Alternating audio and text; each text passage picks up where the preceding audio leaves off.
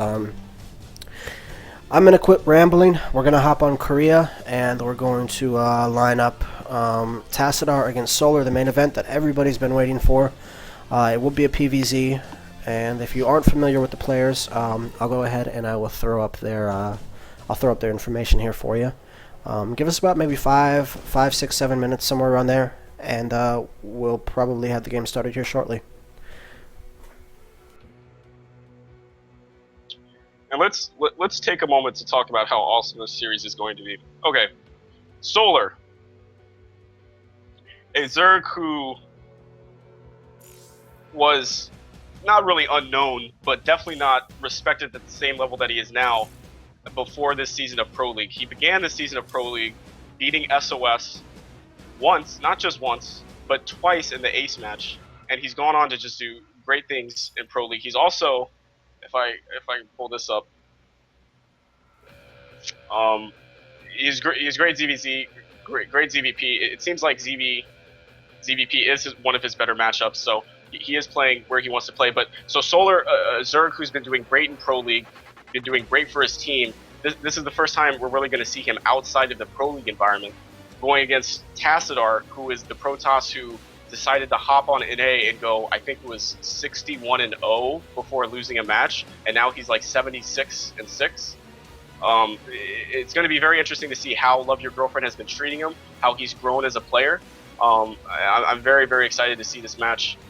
It is a best of 7, so we're going to be able to see a wide range of builds and styles.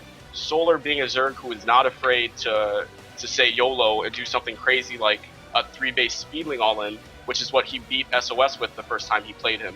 So I'm definitely expecting to see all sorts of styles, all sorts of builds, and just very, very high-level play. This is going to be a really great series.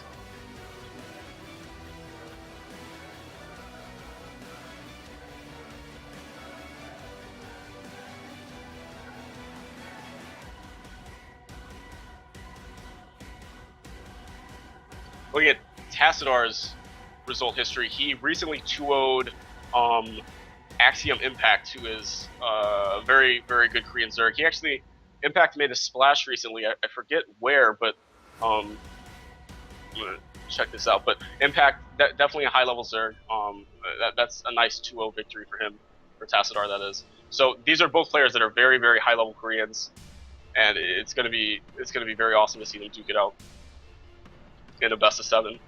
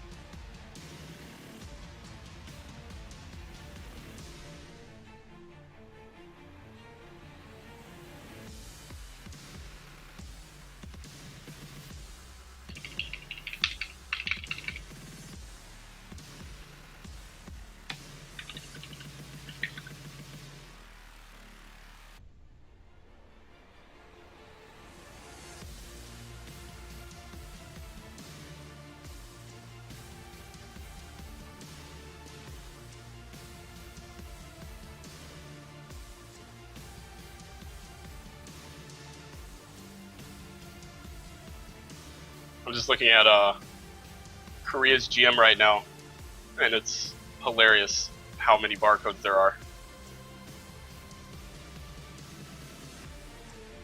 Really awesome to see Seed Intense up here. I think he recently made Korean GM. That's awesome. That's a really good accomplishment. Also see Pig in here. Suppy, of course. Atreus is in here. See, I don't think Katz is in this season. He's in last. I think that's about all the foreigners that I know of. But seriously, like the top 50 is maybe 45 barcodes.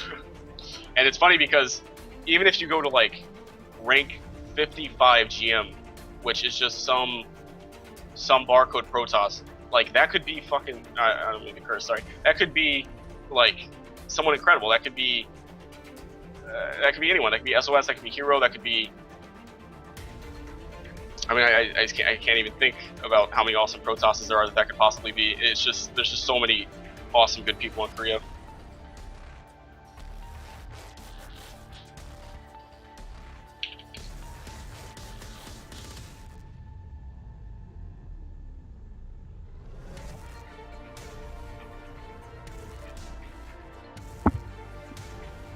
It's also funny to notice the difference in points from Korea GM to NA GM. Very, very different in how many points like the top 16 have. The top 16 here have like 1,200. I think in NA it's like, I'm not completely sure, but definitely not 1,200. A lot less, and that's just because they play so much more. I'm gonna check right now to make sure that I'm not saying wrong information. Yeah. Okay. Number one. Wow. Okay. Number one GM on Korea has 1,200 points, 1,252 points. Number one GM on NA, Root Minigun, who has played a lot this season, has 632, so almost half the points of the Korea GM, and that's just games played, points earned. I have returned. Hello. From my puppy duties. So, for those of you waiting, I don't know where you left off, but we're just getting ready to hop in this, the main event here. I'm going to catch up on chat for a second. We got Solar in the chat, just waiting on Tassadar. I know he was on NA, but I guess he didn't know if we were playing on NA or Korea, but since they're both Korean, might as well move over here so they don't have any issues with lag or anything like that. It makes sense.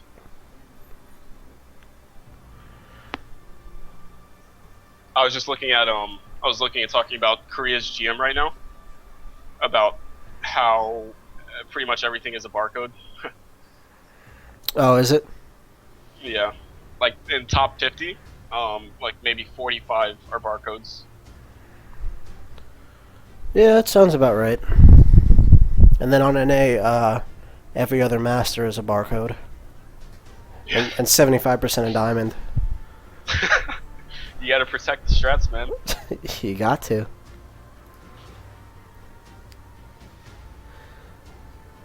Should probably give the Android TV guy a mod status. Thought it was a joke when he first posted.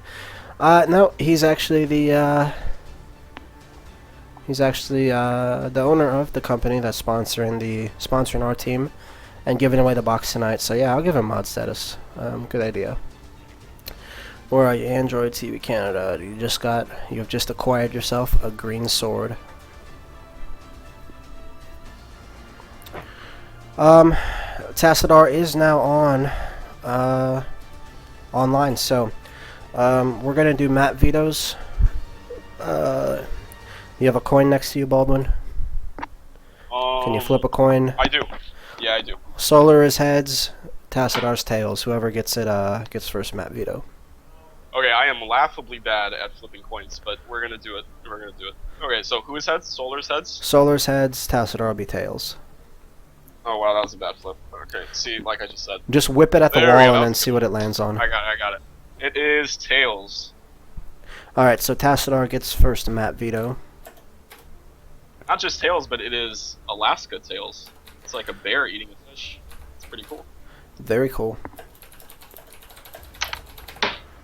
Tassadar, you get first map veto.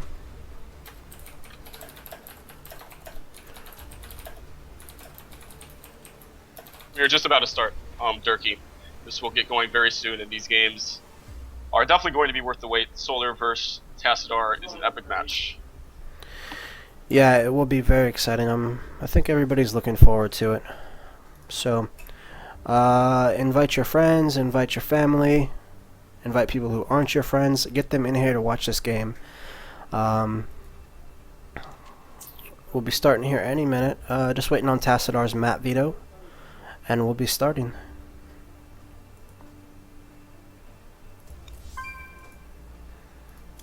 I was mentioning a little bit earlier that Solar, I would not be surprised to see some sort of maybe cheese or some sort of some kind of aggression out of Solar during this series. It is a best of 7, so there's many maps being played, and Solar in Pro League, his first map against SOS, he did a really, really crisp 3-base speedling all-in, that just knocked SOS out. So I would not be surprised to see something like that.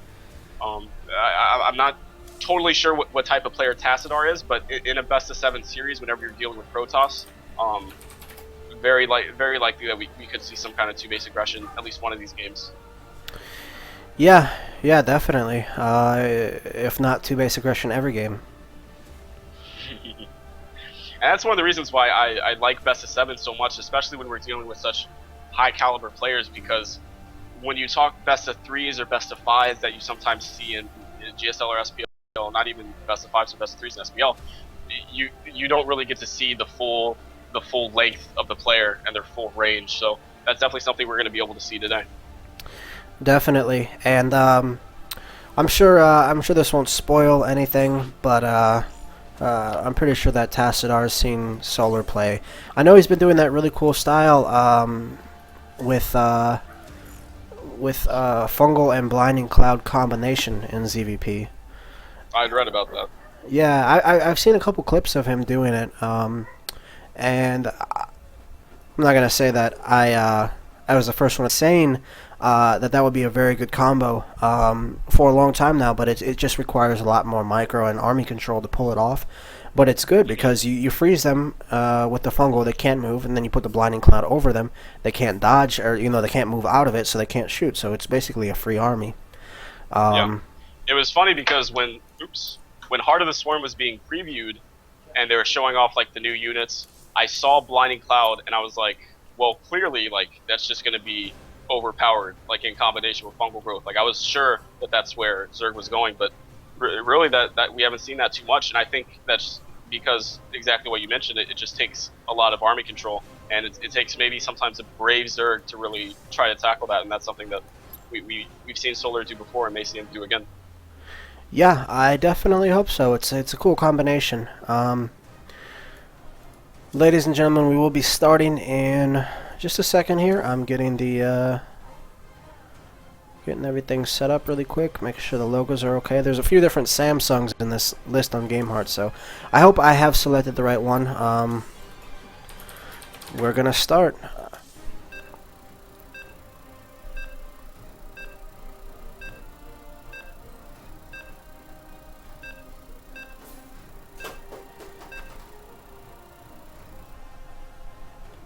Okay, so first map on Altrazim. This is a very interesting map. I'm very interested to see 2 high-level Koreans play this map because I don't think I've ever seen that before. So definitely going to be an interesting game. I would not be surprised to see some Mutalisks be made.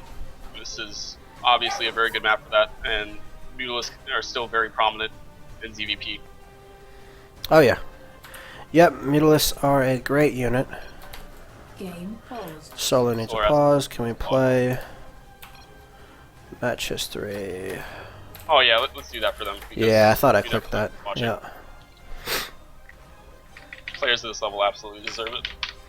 No doubt about that. I thought I clicked sometimes it. Sometimes when I play people around my level on NA, and they ask for match history, I'm just like, dude, like, come on, dude, like we're NA GM, like, no one's like really gonna stalk you that bad. But when you're dealing with Solar, who's about to be playing in Code A, I believe, and Tassadar, like, absolutely, like, that's a very, very big deal. So, totally understandable. I think Solar won the first Code A of 2014, yeah, or something. He won something, the very first one in 2014. He won it.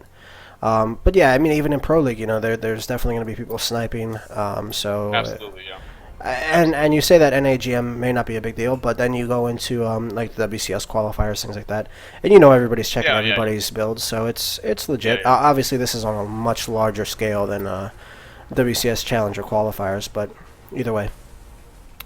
Yeah, now I gotta find all these team logos again really quick. I really wish they had all these in. All right, okay, so here I see. So yeah, in Code A, Solar beat Lucky 2-0, who is a B team Zerg. He beat Ragnarok 2-0, another Zerg, and he lost 0-2 to Hero, CJ, I think CJ 0. Yeah, CJ Instances Hero. So recently did lose to a Protoss player 0-2 as well. So it'll be interesting to see how he does today. His best matchup, according to Alagulak, is ZVP, and he did beat high-level Protoss players, SOS being the big one twice. So, I mean, it's definitely very strong. Yeah, no doubt about that. We'll see how it plays out. And Alderzim is a pretty big map, obviously, so Midas could be very, very prevalent. We'll see if he can... I mean, there's a lot of airspace behind the naturals, and just a lot of room to maneuver them. Mhm.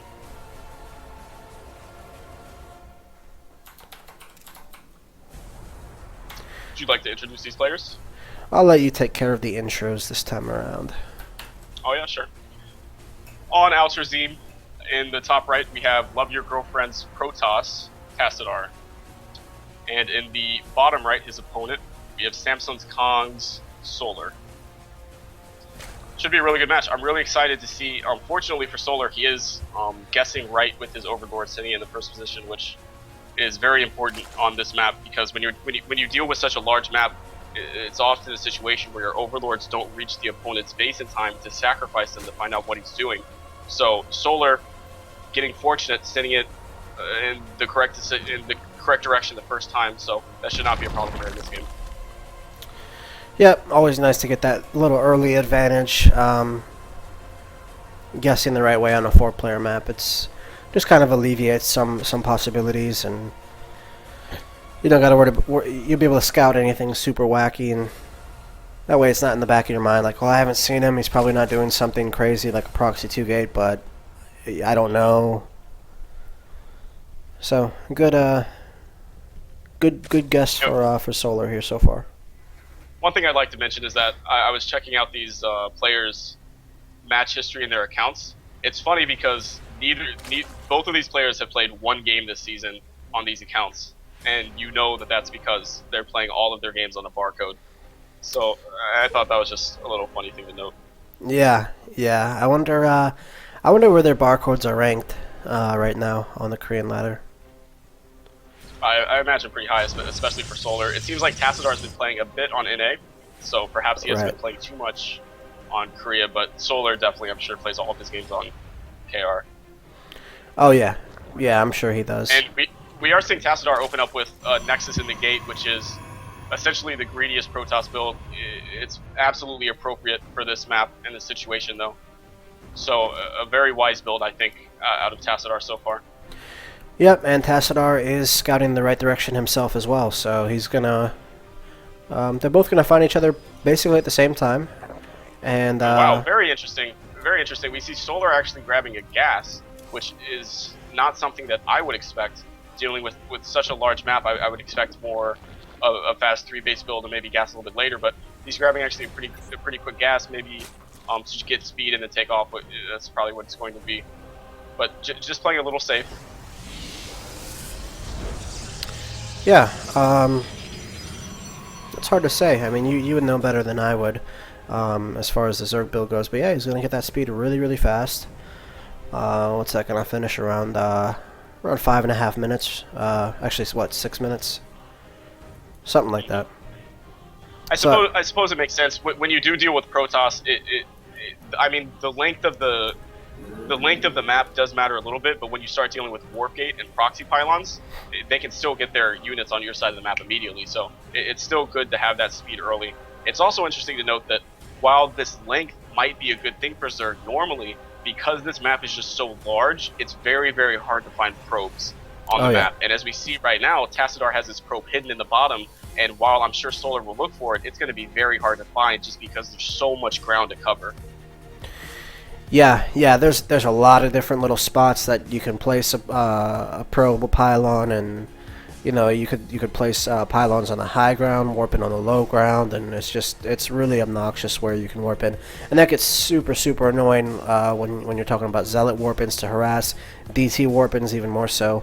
But what is Tassadar's going straight into the Twilight Council? Just about finished up here.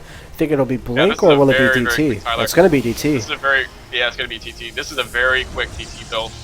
And the probe in the bottom actually gets spotted, and this is a huge deal. This is the probe that he was wanting to make a pylon with for the TTs. So he's going to send another one out. And this is a map where it's just so large, it's unrealistic to warp in a DT at home and have him walk over. It might be what he's forced to do if these Zerglings at the base of his ramp doesn't let a probe get out, and that just slows down everything so much and makes the DT so much worse. So very good job from Solar identifying that on a map with so much ground. Oh yeah. Yep, he did manage to find it. And there's no other probes out on the map, and now there's... I mean, he's trying to get one out, but it's running into speed links, so... Yep. Very nice job from Solar. He's going to have to warp in all the way from back at home. Right? He's going to have to warp in basically at his ramp, and there's nothing that he can do about it. There's not a thing he can do about it, and there's just so much ground that this DT is going to have to cover. I mean, I'm sure he's going to warp into DT anyways, but he might have warped in multiple ones, and I wouldn't be surprised if he only warped in 1 or 2 now, just because the chance of this working successfully has gone down a lot just by the fact that this has to walk across the map. Yep. Interesting to note, though, is that Solar has not identified this. He is sending in an Overlord now, and he sees that Tassadar has taken 4 gas, so he might build a Spore Crawler in case of Stargate or DTs. 2 DTs were warped in, and they are walking across the map. Solar does have the opportunity to see the Shimmer, but Solar has not pinned this, and he hasn't built any spores at all. His lair is close to being complete, though. Yeah, and I think, and maybe I'm wrong, but when you're a Zerg at this point and you can't figure out what's going on, you blindly, wouldn't you just get like a spore in each base, or at least an Overseer or something? I guess rather a spore just in case it's Stargate, but if you can't determine what exactly it is, wouldn't you kind of just go for one route and just make sure you have those? Because it's got to be something. Yeah, that's very common, and since Oracle builds have become so popular, Spores is almost always the better way to go. One interesting thing I'd like to note is that we saw Tassadar see... Tassadar's actually getting a good amount of drone kills in this main. Oh, yeah. He got an 8! Oh my gosh, I did not notice. So this DT absolutely paying for itself. And at the third, another we had DT putting back in with the other DT, doing a great job knowing where his leads are and knowing where the DTs can get kills. 7 kills on this DT at the third. Yeah, and there's one back in the natural, and he's just sitting there on the... he's going to get a good amount of Zergling kills. Let's see how many he's killed. 13 workers. Yeah, those DTs absolutely paying for themselves. And the important thing to note is that the DT at the third was able to get out too. And any time that you could keep a DT is very, very good, because that's just gas that you don't have to lose.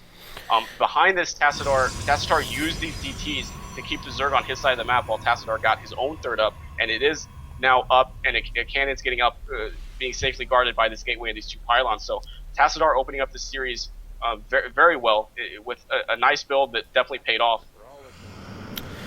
Yeah, and the cool thing about it is a lot of times when people get DTs, you'll see them, they'll go in, and if they know they got spotted, you know, either they're just going to back them out totally, or they're going to commit them 100%. He didn't do either. He put them in, took a few kills, pulled them out, and then waited, and then put them back in for a second, pulled them back out. Absolutely. And important to note is that I think Tassadar saw the damage that he got done with those DTs, and he said, all right, let's go for it. And he threw down 7 more games, and he got Blink, and now he's chrono boosting +1, and I think this is going to be a really strong 3-base Blink push.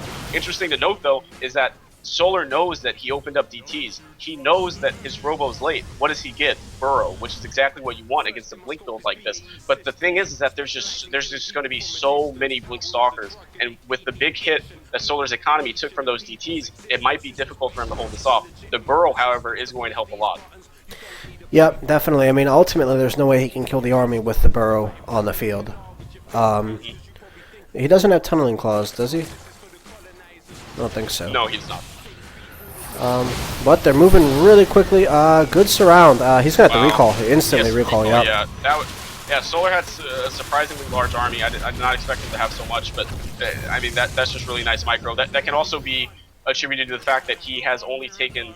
Oh, another DT back in the main, yeah. Sneaking in the main, yeah. And this is the same DT at the third. He's just back around, and this is what I'm talking about. When you save the DTs, opportunities arise for them later in the game. And he's going to come to the third and even get more kills, and at least force a drone pull. Yeah, I mean, and he's buying a ton of time here. Now he's going to push, and he's hiding it back there. Solar's like, it's got to be there somewhere. Oh my god. Wow, you really missed it. Wow, and that's going to go back in as soon as the army has... As soon as Tassadar's army has Solar Army's attention... Where's the Mothership Core with his army? Oh, he forgot to grab the Mothership Core. But we'll wait for this DT to pop back in. Yeah, this bad boy's got 12 kills already. And Tassadar is pulling this Solar off does very like well. Yeah, he does see it. He's going to try to save it still, but nah, finally gets away. Finally gets killed. Tunneling Claw's almost finished up. We are having a game where Solar is staying on very low gas.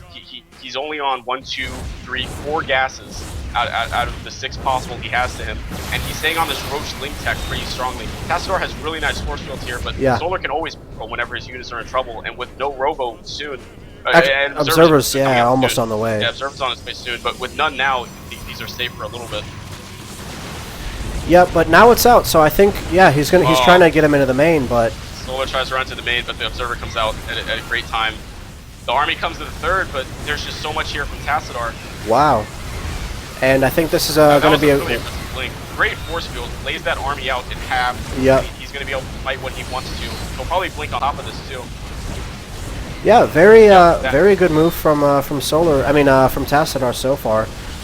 Everything's kind of been going his way. Now there is one Roach in the main, but there's an Observer there. Or actually, it's not even bird, but Tassadar definitely takes that fight, and I think he's in a really good spot. Tassadar's in a great position. Solar played this game with that attack in mind. He's just now getting more gas. So this game, all he's had is this Roach Ling attack. He's getting Infestation Pit now, but he has no fourth. He's just now getting Infestation Pit. He has no tech. That fight needed to do more damage, and Tassadar got the better end of it, which should not have happened. Yeah.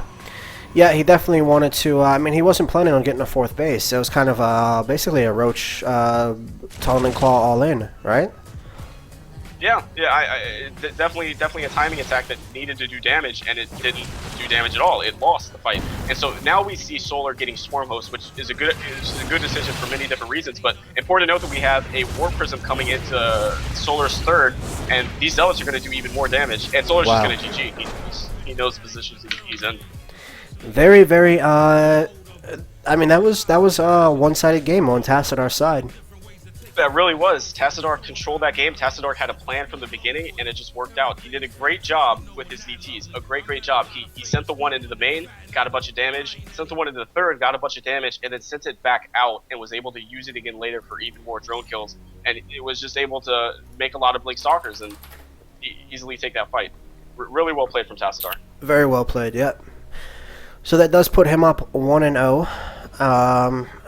Solar already has his next map in mind, and he wants it to be Frost. So we're gonna go ahead and hop in the game number 2. We'll see if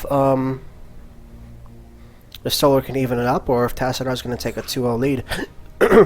Excuse me. If he does take that 2-0 lead, that's going to be a little uncomfortable for Solar. You never want to go down 2-0 in, well, any series. I mean, a best of 7 is a little bit longer, but knowing that you're halfway to losing and twice as far from winning is never good. Absolutely, yeah.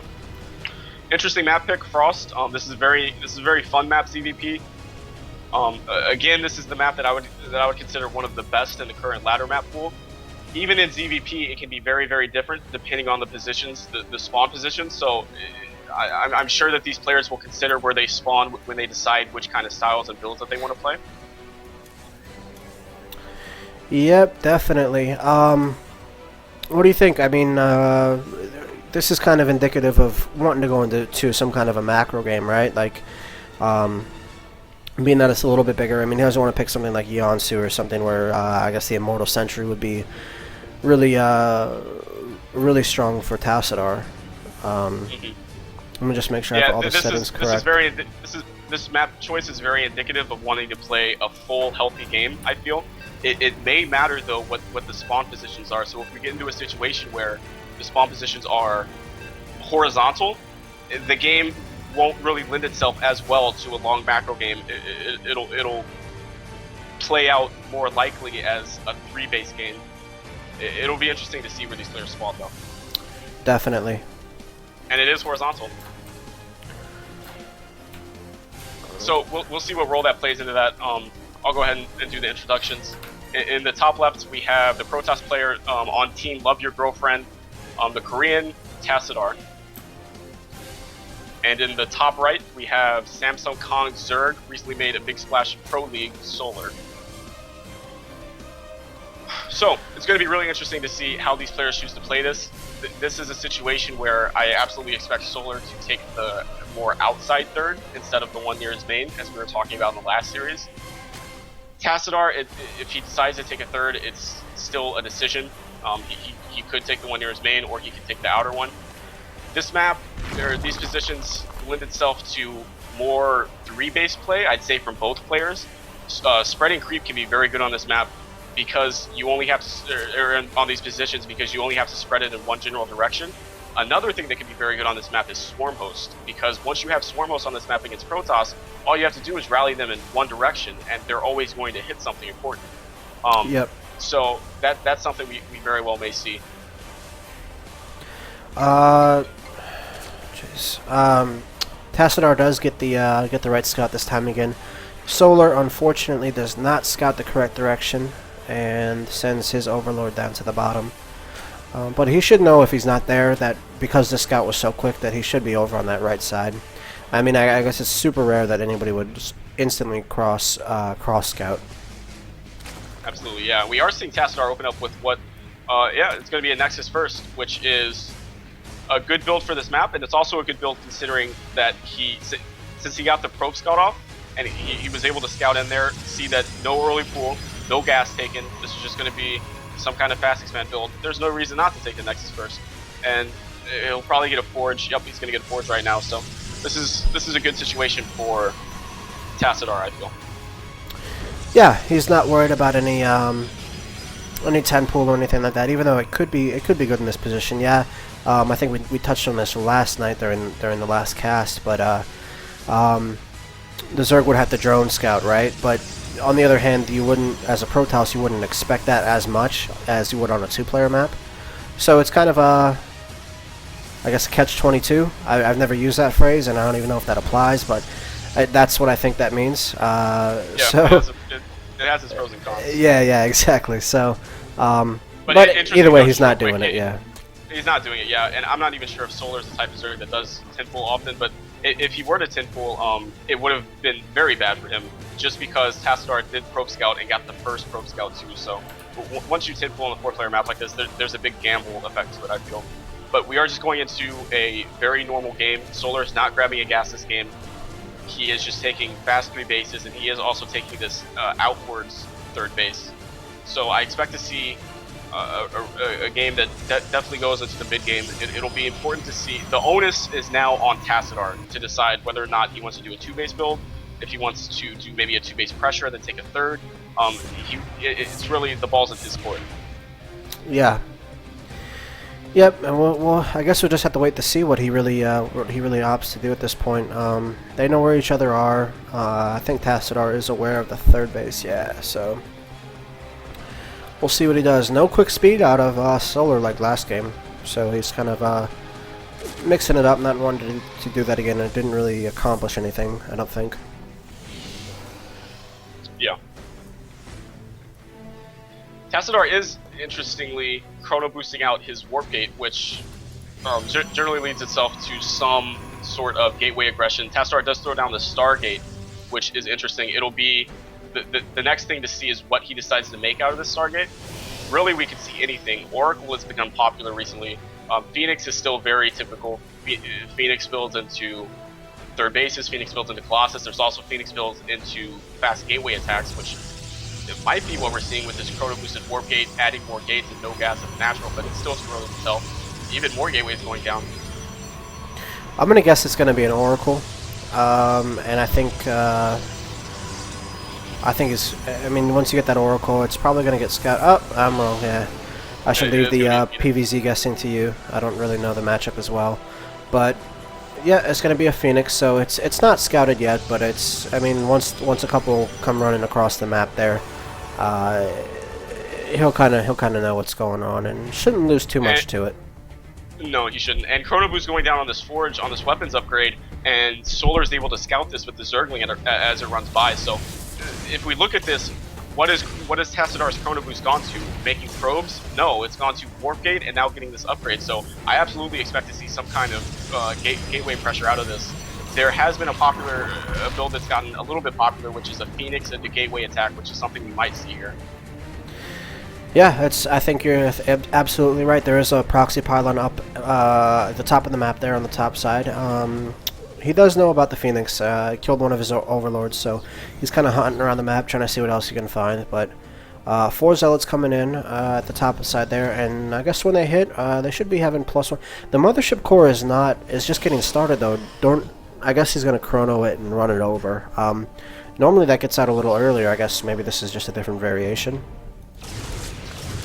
Yeah, I think actually this isn't the original build I was anticipating it to be. I was anticipating more gateways and this to be a much more heavier all-in.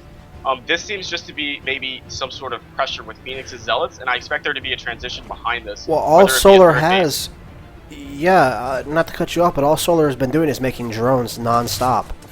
He made like 13, 14, 15 drones, and now he's making roaches, but he's got nothing to fight these zealots other than drones and a few zerglings. Yeah, he's definitely been calling his pants down, and I like how Tassar runs in here, kills the Spore Crawler, and then immediately these Phoenix have free reign over this natural for a very long time. They can kill these overlords, which would be nice, or they can kill drones. So this attack has already paid for itself. These zealots are a relatively low investment, and they've already done tons. Well, you know, he was trying to target down the natural hatchery, and I don't know if I agree with that. He didn't get it. Maybe he thought he could do it because the roaches weren't there yet. But there was a lot of drones that I think he would have been better off target firing those guys rather than trying to get that hatchery, because now those zealots... Actually, he didn't lose a lot of workers, right? He only killed 4 workers with that. And a queen, I guess, and, you know, like a spore and a few roaches. But I thought it was going to be a lot worse for Solar, but I guess he cut it... He knows that fine line, and he cut it right on that line where I can squeeze out this round of drones, and then I'll make a few roaches, and I'll be able to hold it off. I was nervous for him at first. Absolutely, yeah. And so we are seeing after this Phoenix gateway pressure that Tassadar had planned. His plan behind this was a transition into Robo and mothership then the third core. base. Loses that mothership core. That was almost a misclick or something.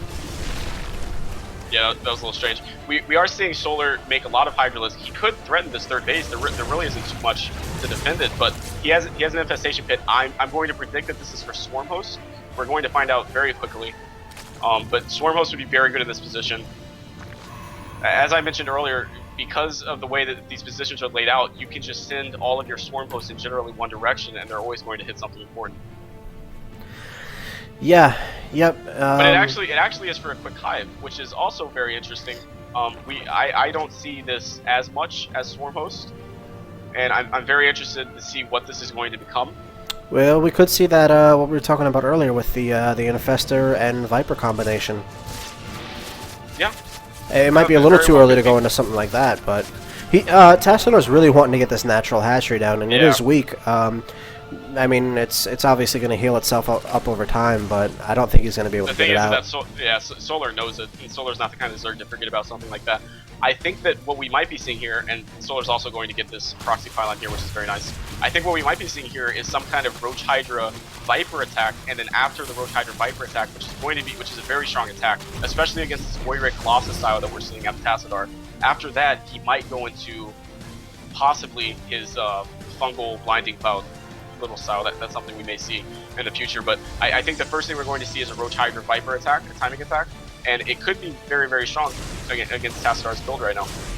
Yeah, I think it really depends on where the Phoenix are in terms of where the Vipers are.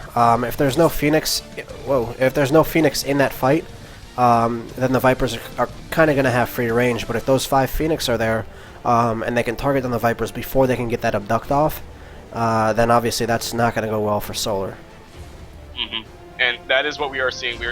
So this is pretty much Vipers coming out as quick as they can, and he's going to get energy on these, and then he's going to go attack. And I really could see this doing a lot of damage. He's going to attack when there's maybe, at most, 4 Colossus, and those are all very pullable. And these Void Rays are going to get taken out quickly by all of these Hydras, which he has plenty of. Yeah, there is a lot of Hydras on the field. You know what? I mean, this would have been an awful mistake, but sometimes in the heat of the battle, you'll just you'll consume a random building, and I mean, I was thinking about that too. Yeah, if you consume that, yeah. Yeah, I thought about that too. Oh, he's gonna get under the Phoenix. Wow. Yeah, that's a big deal, especially when Solar might be considering a Muta switch. He has this Spire behind this attack. I don't think that's what he's doing, but that's definitely something that's possible. Mothership And so core he gets picks out- snatched up. Yeah, he drags the Mothership core really quick. And there's only 2 Colossus here. These are both very pullable. Yeah. Solar needs to make sure he gets into a good position though, because these Void Rays. There's a lot of Void Rays. And do a lot. One Colossus gets pulled, is going to go down very quickly. The second Colossus gets pulled, and Gets it's not snatched going up to make it again. back. But there's And wow, nothing there's now. There's actually no not Hydras. Yeah. Yeah, the Hydras were taken out too quickly by these Void Rays, and the Void Rays are able to ward this off. And at the same time, a Zealot run by in Solar's fourth, which is doing a ton of damage, actually is going to kill this. Tassadar opened this game up a little sloppy, but really bringing himself back into this. Yeah, definitely. He's going to lose that hatchery, and that's annoying. There's another one down at the bottom side, but nice little victory for Tassadar. And that engagement, I mean, those that timing that Solar wanted to hit kind of got shut down just because of the fact that there wasn't enough Hydras to fight those Void Rays. There was a good amount of Roaches and other stuff left over, but nothing to shoot up and kill those Void Rays. Another Zealot run by coming down at the bottom side, and there's units really close. He's going to go hunt down that pylon, but I don't think he'll be able to get down that hatchery, but he's going to try for it. Oh, maybe he's going to see it. Yeah, he has to know no, what's up he's not. there. I don't think he's going to get this. Another big Zealot warp in, though. Solar will save that hatchery there, but he saves the pylon temporarily. And at the same time, Tassadar sees where Solar's army is, and he says, okay, if you're going to let me grab the middle, then I'm going to grab the middle, and he goes and grabs the watchtower. And so this is just a game of positioning we're seeing right now. Do you see Solar doing that Muta switch I was talking about earlier? Yeah. I'm not... This isn't the best position for a Muta switch, as he hasn't just killed an army or something like that, and there is a lot of Pi Templar here with Storm finishing up, so I think Tassadar has the tools he needs to defend this, but the biggest thing is going to be identifying these Mutas, which I don't think he's done yet. No, I don't think he has either, and there's going to be a lot of them on the field. So if he can avoid the storms, actually the Templar are pretty out of position. He's not even going to try to go for that army. He's going straight for the main base, and there's no cannons. There's one cannon in the natural, a few in the third, but the main is definitely going to be under some serious damage here. So we're probably going to see a base trade. Base trades now. Tassadar's main army is going to be able to kill the bases up here, and a nice Zealot warping at the bottom is going to be able to take care of these bases down here. What's going to be... Tassadar warping against the Stalkers in the maze, I don't think there's enough. Those are going to be lost. Those would have been better warped in his natural, or somewhere to join up with his main army. Right. Because you don't want to be losing Stalkers right now. An important thing here is going to be whether or not drones or probes can get out on the map to make buildings. Whenever you're talking about a base race involving mutas, buildings on the map very quickly become very important. So we'll see whether or not Solar or Tassadar can get the things out that he needs to. Yeah, and the probes are getting taken down quickly. There is a DT down at the fourth base. I mean, there's a Overseer morphing, and there's also a Spore, but there's nothing to kill it. So I don't know. Tassadar has 8 probes. Solar still has 50, but I mean, I think straight up, Tassadar's army wins against these mutas. I think. But I think so too. It's very close, but the thing to consider is that Tassadar has Storm. He has a lot of Stalkers. He has Void Rays, which aren't ideal against Mutalisks, but better to have than nothing. And he has 5 Phoenix, which, while isn't that much compared to 31 Mutas, can prove to be quite a big deal after the fight happens and the Phoenix are still around. Yeah, one thing to consider is if he's able. I mean, really the two things threatening this muta count is these Stalkers here, but also the High Templars, which can storm and then turn into Archons or whatever. But if he can get Blinding Clouds on top of these Stalkers, he can whittle them down really quickly. A little bit. I think his Stalkers are way too far up. He loses a couple of them there. He's going to back off now, but oh man, this is really close. I really feel like Tassadar's being a little bit too confident with his army, but I think there's just too much here. Yeah, too much. Blinding Cloud did go down, but those Void Rays are still alive. Storm hasn't even been used yet. There's still tons of Storms left, and this is what I'm talking about. Originally, those Phoenix didn't seem like much, but now we're in a game where it's 5 Phoenix versus 15 Mutalisks, and those can be kited for a while, and those can prove to be huge. Yeah, yep, definitely. So, I mean, now straight up, definitely Tassadar's army wins in a straight up fight. Tassadar's only chance really is, I mean, he's spread out well. There's a good amount of Zealots and stuff on the field. He needs to keep his hatchery down at the bottom left alive, and his other ones there's no way he can mine really, but he needs to just outmaneuver the army of Tassadar. Yep, that's pretty much his only hope right now. Tassadar already doing a great job with beginning to spot bases. He kills the one in the bottom left, he spots the one in the very bottom, and he also spots the one in the middle bottom, so he has eyes on all the bases already, which is exactly what he needs to do. Yep, definitely. He knows where the hatcheries are. Even the buildings in the top right are, they're dying on their own. There's no, I mean, he could drop creep on them to keep them alive. It's not his biggest concern. But Tassadar opts to keep 4 Void Rays at home. And there's just not enough here for Solar. Even if Solar goes back to Tassadar's main, Tassadar will just send the Phoenix back, which is exactly what he's doing. He needs to be careful. Okay, he has his eyes on those. Good, Michael. But see, there's a big difference between 15 Mutalisks and 35 Mutalisks. 35 Mutalisks could possibly win this game by killing buildings very quickly, but 15 just don't have the DPS they need. They can't even handle these Phoenix. So I really think Tassadar's in a great position to win this game. Yep, and a couple storms going down. Yeah, it looks like the Phoenix alone. Day, and that's a good game. GG. Yeah, a really well played. Well, Tassadar, I think, opened the game a little bit sloppy. I think he got a little bit too, trying to think of a good word, too tunnel vision maybe by that hatchery that he really wanted to kill, and he didn't get too much done. I thought that Solar's Roach Hydra Viper attack would do more, but in the end, the Hydras just weren't enough. There just weren't enough Hydras, and there were just too many Void Rays left over to deal with the Roaches. So, and after that, Tassadar had a nice Zealot Warp in at the same time. It took out Solar's 4th, and after that, I think it was just downhill from there. Yeah, and it seems in both these games, Tassadar's kind of had Solar's number. That last game getting I'm a very, little very wackier. impressed by Tassadar. Yeah, I went into this expecting Solar to absolutely be the one to push Tassadar around, but Tassadar is not backing down. Tassadar is absolutely playing some really nice games. Definitely. I think, at least me and, like you said, I think that Tassadar was probably or Solar was probably the favorite going into it just because of his recent performance in Pro League and all that good stuff. But Tassadar is not, like you said, he's not going to be bullied, and he's definitely the one that's been taking charge of these games and proving that he deserves to go toe-to-toe with Solar.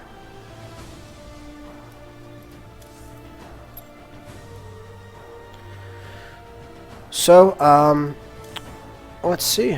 Solar is down 0-2. Love Your Girlfriend's Tassadar is up 2-0 then. We'll see if Solar can take it back, and I hope he does. I hope he ties it up, and we just get to see some more awesome games. Yeah, so do I.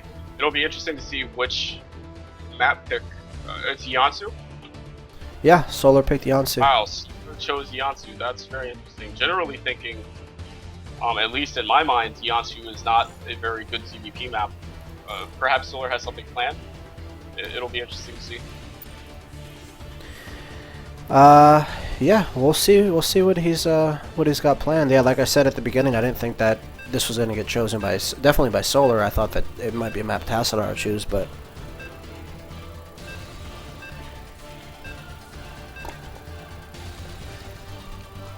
it's a good rum and coke. The Mountain Dew and vodka, what's it doing it for you? I ran out of vodka. But this is a lot better. I was just warming up with that. Give me 1 second. I will be right back. Oh, that's fine. So on the map Yansu, generally not a map that's thought of as a good ZVP map, but Solar had chosen it. We have in the top right Samsung Khan's Zerg player Solar. And in the bottom left, we have the Protoss player from Team Love Your Girlfriend, Tassadar. Yeah, and I just realized I mixed up the icons, so ignore the Samsung logo for Tassadar. Tassadar does play for Love Your Girlfriend, and Solar plays for Samsung Galaxy Con. What's up with those headsets? Guy on the right looks like his head is being squished. That tape, yeah, that's probably me. I dropped my headset, and it's a great headset. So I ended up just having to tape it because the left earpiece keeps falling off. So that's the story behind that. I had to tape it and rubber band it, and it's held up since, but it works fine. So it looks like we are seeing some sort of fast expand build out of Tassadar. I really like how Tassadar opens. He sends a very quick probe scout to figure out. I think he tries to figure out whether or not he can go Nexus first. So he's going to scout now. He sees no gas. He sees a 15 pool, and I think he's going to say, okay, I'm comfortable taking Nexus first against this. And I think that's what we're going to see again. This is the same thing he did on Frost. Yeah, I'm really curious to see how this is going to play out. Solar's got to be feeling a little bit discouraged. I mean, obviously, you know, he's been around the block a couple times. He's lost. You know, he knows how to lose and he knows how to keep his mindset going into something, an important match or a game or whatever. So I don't think he's too shook, but he can't be feeling too confident having both those games go. Losing both those games right off the bat. The first one being pretty decided, last one being a little wacky, but even so, Tassadar managing to do really, really well in that base trade scenario. Mm-hmm. So we are having Tassadar open with that Nexus first, like I was talking about. I really like this opening. He figures out that it's safe to do it, and then he goes for it. Again, I'm getting more and more surprised by the fact that Solar is seemingly interested in playing a macro game on Yatsu, which is certainly not typical. What we might see here what I expect to see here, I should say, is so Solar scouts this Nexus first. He scouts this fastest. He takes a gas. Very untypical. What we might see here is the same build that he did against SOS in Game 1 of Pro League, where he takes 3 bases, he gets fast speed, and he goes mass speedling and tries to break down the wall, which is something I would not be surprised to see out of him here. But it's still certainly too early to tell, but it is a little bit strange that he decided to opt for this gas right after scouting the Nexus first. Yeah, I guess that's not too common, is it? That isn't. And I'd like to mention that Solar's doing a great job of scouting out this probe. He yeah. barely got a glimpse of this probe leaving the base, and he was able to send his Zerglings around so he could tag it, so he definitely knows where it's going. So, very nice job out of Solar. I wouldn't expect any less as far as map awareness from a player of Solar's caliber. Absolutely, and that build that I was just referring to is what we were seeing. Solar's just made 20 lings, and now he's making 15 more. So this is very, very totally all in. His third base is almost just for show. He's going to use the larva from it, of course, but he's going to try to make as many speedlings as he can, and he's going to try to tear down this wall. An interesting element to this all-in, when on Yansu, which is why he might have chose this map, is that you also have the rocks to play with your speedlings. So it'll be very interesting to see how this works. This is the same exact build he did against SOS in the first game of Pro League, which worked out great for him. And notice how Solar sends his Zerglings all the way so they don't get scouted. Very nice. Yeah, he's wrapping them around the long way. Nice maneuver there. I mean, he does have the watchtowers, but there's always a chance that he'll run across a quick third. Yeah, Tassadar is taking a quick third, which is not what you want to do against this. Tassadar needs more. Tassadar needs to identify this, which he has no real means of doing so, and he needs more sentries. He only has 1. That's not enough against this at all. So I think Solar's in absolutely a good position here. But like I said, this is very, very all in. And Solar actually having a few drones in his army, accidentally sending him back now. Yeah, I mean, Tassadar definitely cannot hold this third. The real question is, can he hold this main? He's got enough for 2 force fields. Might have 3 on the way. Mothership Core is out of position, so won't be able to overcharge. And in fact, there's no sentry. I don't know where the sentry. Oh, that's what he did. Solar sent the overload in the main to bait. Yeah. So nice little maneuver there. So he's just going to try to tear down this wall, and the thing is that there's just simply not enough sentries and not enough gateways to make more sentries. He's just going to keep making links all day, and eventually this wall's going to go down, and there's not enough force field. A good overcharge, though, which is going to do a lot of damage, but I'm just not sure if it's enough. Yeah, he's building backup buildings so that when those buildings do go down, he can't get in there. But, well, you know, he's got Wow, yeah. Good game. That worked out a lot better than I expected it to. I think I underestimated the overcharge, and I also underestimated how many sentries he was able to get out. I thought that he was not going to be able to get out enough sentries to deal with that, but he absolutely did. And GG. Wow. That's strange because the build that Tassadar did is essentially the best case scenario for Solar. That's what Solar wants him to do, and it still just was shut down very, very hard. So well played by Tassadar, handling that way better than I expected him to. Yeah, I handled it very well. Never ever underestimate a mothership core. If there's anything Yeah. that Heart of the Swarm has taught us, never underestimate a mothership core.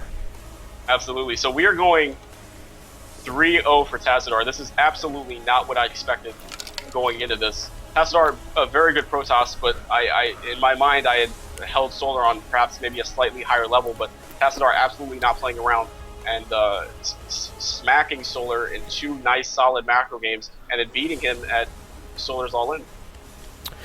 Yeah, and I think I'm guilty of that as well. I thought that Solar would he says RR Polar. I thought that Solar would I mean, in my mind, he was gonna win it. And I definitely didn't expect him to go down 0-3 right off the bat. So Tassadar playing very impressive. I'm sure that his team, Love Your Girlfriend, is very happy with picking him up just recently. He's definitely showing that he can hang with the big boys, and It's very nice to see out of Love Your Girlfriend too, because not to be mean to Love Your Girlfriend, but it was a little bit strange seeing so many Koreans join Love Your Girlfriend, and some might have speculated their future and how they would do, but Tassadar absolutely showing that Love Your Girlfriend is a good home for him, and he's absolutely progressed as a player, and he's doing a great job in the series so far. definitely A strong showing. very, very strong showing. And before we hop into this game, I want to thank everybody out there for coming in to watch. If you enjoy the games, enjoy the casting, whatever it may be, or just want to help support us a little bit, please give us a follow on Twitch. We try to do these basically bi-weekly, so every couple of weeks, excuse me, we try to do these matches, and we always try to get high-level players.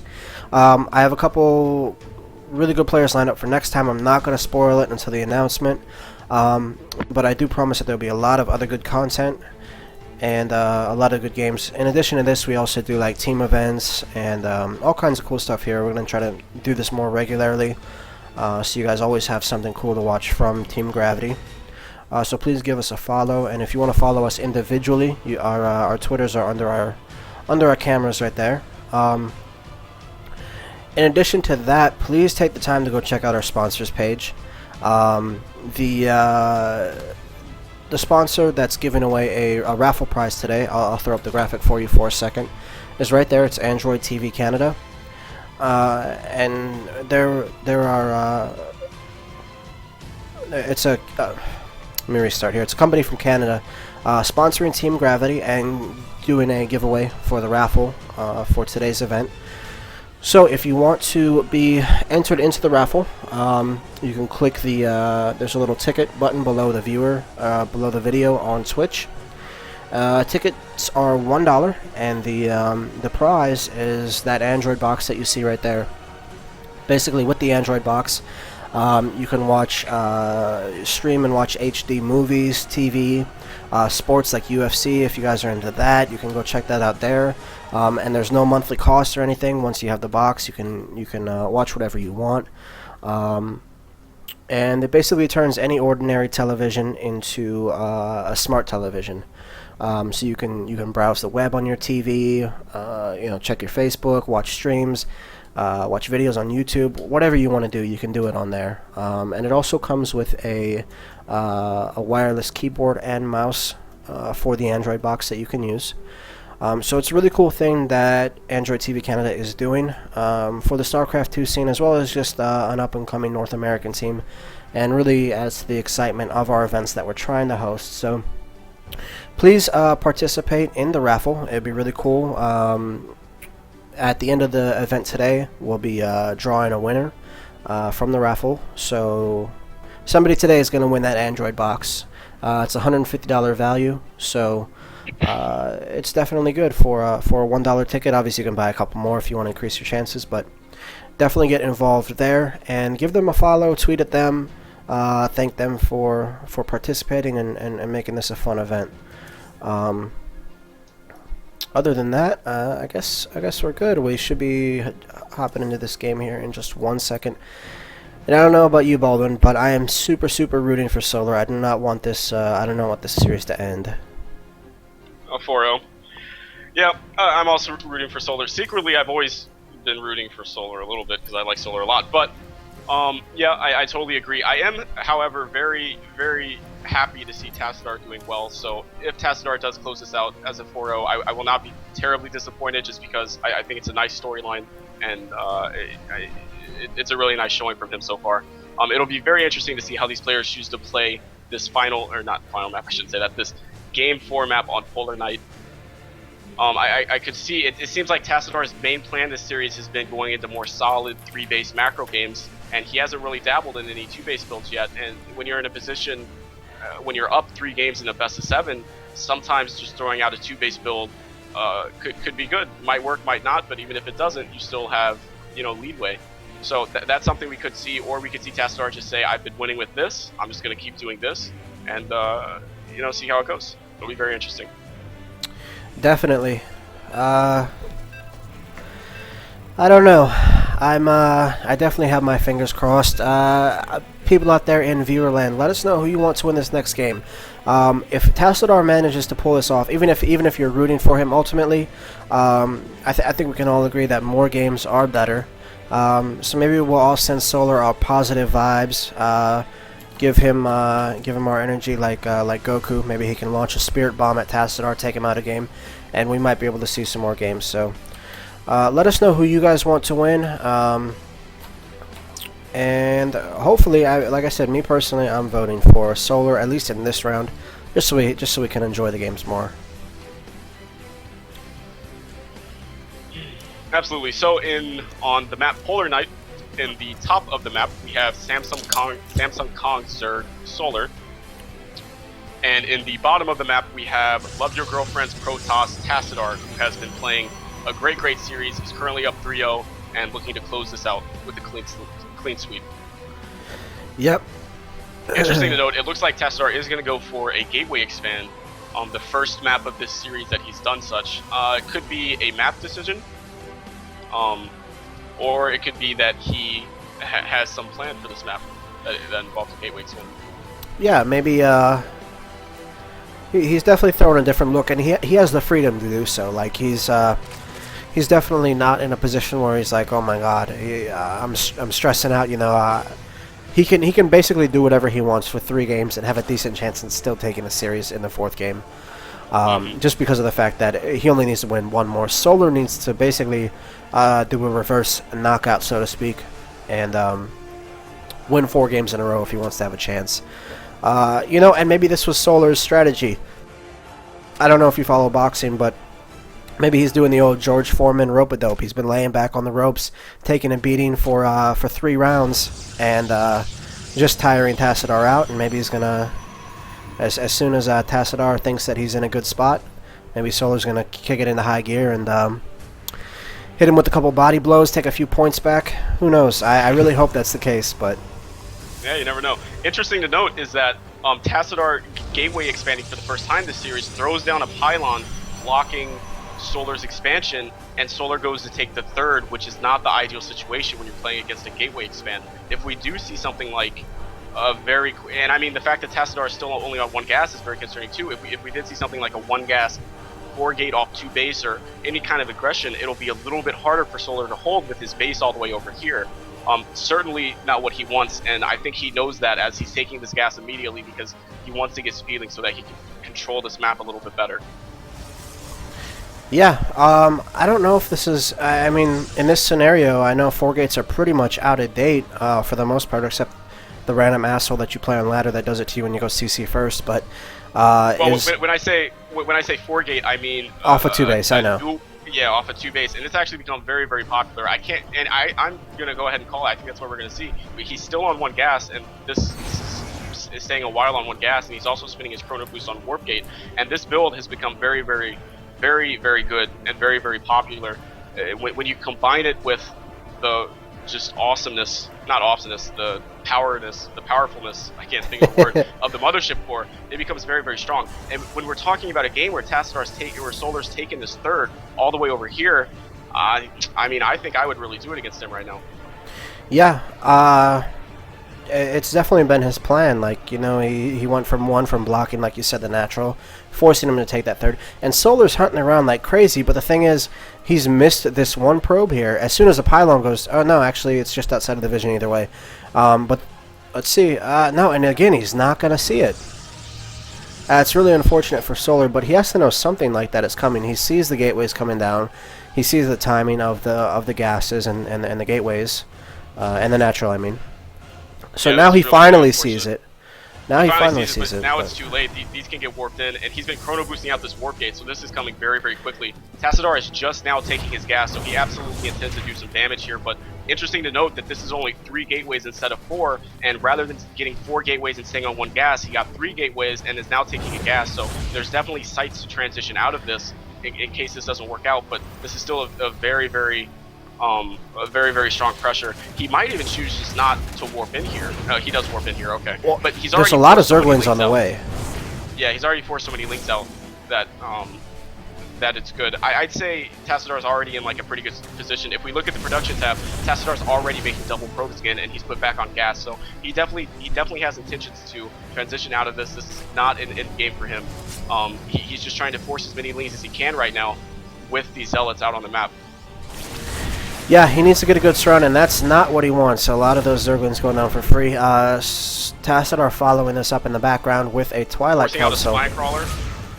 Yeah, and so this isn't even the complete like all-in version of this. This is 3 gateways with the gas taken, and Tassadar's doing so much damage, making him make so many links, and that's just going to make this Twilight Council follow-up be that much stronger. He does get a good surround there, but he does lose his This is a queen. good surround. And that Oh, and mothership I core. didn't even notice at Tassadar's natural right now, some Oh. things got in and are causing a little havoc. And important to note that there's a lot of Zerglings being made right now for Solar, and I think Solar's just going to go all in behind this. There's a sentry. Let's see if he gets this wall off. Sentry does not make the force field, so if that sentry goes down, second sentry being made, he needs to target that bad boy down right now. But I guess he really can't with that zealot there. So good positioning for now. Solar's looking to be up ahead. It's hard to say. I don't Those think Solar's Zerglings up are getting ahead, it especially with this mothership core doing so much damage at this third. I think Solar really needed to end the game with those links that he just made, and he really wasn't able to get too much done besides kill the sentry, which is nice, but you need to do more in this game. He has how many drones? 31 to drones 31. against 31 probes, and there's a DT shrine right now. Solar knows about the D2 shrine, but at the very least, it's going to force 3 spore crawlers out, which is just less drones that Solar has mining. So I do still like this position for Tassadar quite a bit. Yeah, I mean, Tassadar's hand has been revealed, though. Like, the DTs are not going to catch him off guard. And the workers killed is even. Workers... I'm a little bit surprised here that Tassadar chooses to warp in 3 DTs? 3 DTs. Yeah, he knows that Solar scouted this, so this isn't likely to work. I think it'd be a good idea not for him to send these in, or at least send one in at a time, and then to save the other ones. And we could possibly see something like a 2-base Archon build. Oh, they're going to get... As a follow-up. Yeah, he sees that he has detection. He's just going to leave. He'll probably poke in the natural, see the detection, then leave. Which is a very, very smart way to play. He needs to be careful not to get him surrounded in detection range, though. Yeah, which they're about to. He's going to pick off that well, queen. he's actually going to get a queen and then back away. Wow, That's very, very nice. He's had good control with those Dark Templars every time he's made them. Tassadar knows how to go DTs. He's absolutely very, very good with DTs, as he's shown in this series. He is getting a Robo Bay behind this, and also a Forge, so definitely intentions to macro out of this. It's still yet to be known whether or not he plans on taking a third eventually, or if he's going to go for a 2-base build. I think either would be very strong right now.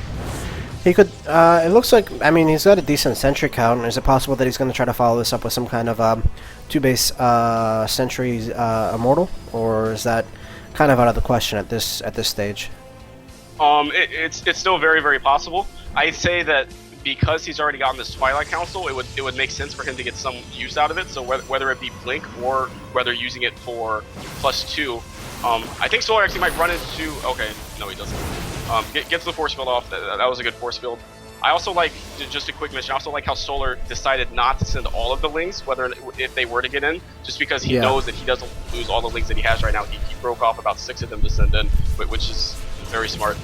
We do see Tassadar adding more gateways in his main and chrono boosting this upgrade, so It looks like he is going to take a third, though, which I like the decision to take a third here. It's going to get spotted, and it depends on, if Solar can catch him out of position. He's got a decent amount of lings, I mean, enough to maybe try a quick run by in the natural, or do a quick start on this Nexus while it's still weak.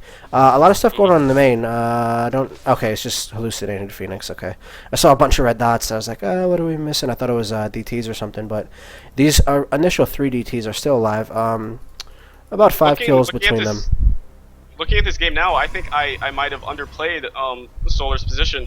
I think perhaps Tassadar had a bigger commitment to that 3-gate and those DTs than I anticipated, because Solar is very much still in this game. He has a healthy 3-base saturation, and Tassadar's third base isn't even up yet. These roaches on the way. Yeah, and this is a lot of roaches. This could cause some trouble. The Immortal's not in the picture with his army at the third. If he goes to the third, he can crush that army at the third. But also, there's only one Immortal there too. I think this is his best move. Go to the third, and he might be able to cancel this. The Immortal's kind of just sitting at home right now. If he loses these sentries, he's going to be in such a bad position too. Yeah, he's losing a lot of energy on him, and I think Solar Photon Overcharge going down, and yeah, I think he's going to lose his third. Yeah. And wow. This is very near game. This is very well played from Solar. I absolutely underplayed Solar's position. I thought he was in a much worse position than he is. He was able to macro well behind the turmoil that was the early game and get out all of these roaches enough to deny the third. There's one Colossus here that's going to shoo away these roaches, but 3 DTs are... He doesn't have a third. Yep, he definitely does. And those 3 DTs from the initial warp and did go into the third. They got picked up on really, really quickly. Solar reacted really well, and they didn't really get any worker kills. So those DTs are now out of the picture. And yeah, Solar looks to be in a good spot so far. There's 2 Colossus, but the thing is, there's really no sentries. There's not a lot of force fields, and like you said, there's no third base. Absolutely, and an important thing to note is that whenever a Protoss loses sentries like that, it's huge, because if we look at his sentry count right now, he has 3. That's not enough. You need more sentries against Mass Roach, and his decision now is to either rebuild the sentries and sacrifice getting Colossus out, or to build Colossus and sacrifice the sentry count, and it's a really hard decision for Protoss to make. So I absolutely like Solar's position in this game. I think it's going to take a lot from Tassadar to come back into this, even burrowing a Ling to deny this even a little bit longer. Yeah, nice little maneuver there, being annoying as possible. But if there's one way that Tassadar can get back into this, it's going to be with this Warp Prism. Warp Prisms and Zealots and DTs always super, super annoying. And as we've seen from all the games in this series, he's really good with his DTs. Absolutely. There is a lot of mutas coming out on the field, and there's no Stargate on the field for Tassadar. Blink is just starting, not a huge Stalker count, no Templars, no Storm. So that might seal the deal here. I mean, he just cannot get this third up no matter how hard he tries. He cancels the third again. However, important to note that there is a group of Zealots and a War Prism in the main causing damage, but I mean, this would have to do a lot of damage to get him back into this game. He's going to take down the Spire. Will he get it? Yeah. That DT's in the mix. Yeah. He rebuilt it immediately. Warp Prism gets taken down. Yeah. I don't know if he finished his air upgrade. No, there's no air upgrade. I don't know if that was researching. I think it might have been. But he's trying to use that time to go ahead and push towards the 4th of Solar. But Solar's just got too much.